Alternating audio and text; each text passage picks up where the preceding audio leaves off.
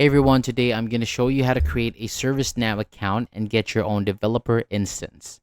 So this is a great way to learn how ServiceNow works, practice building applications, and explore different features in a safe environment without affecting any real business data. So to begin, open your browser and go to ServiceNow website. So once the page loads, look for the sign in button in the top right corner of the screen. Click on it, then choose the option that says create an account.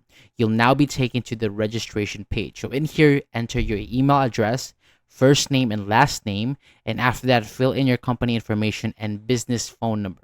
So continue by selecting your job level, department, and job function.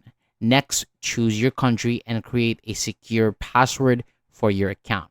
When all the required fields are completed, review the information that you entered and agree to the ServiceNow terms and conditions. Then click continue to move to the next step. So ServiceNow will send a verification code to the email address that you provided. Open your email inbox, find the message from ServiceNow, and copy the verification code. Go back to the registration page, paste the code into the verification field, and continue to finish setting up your account.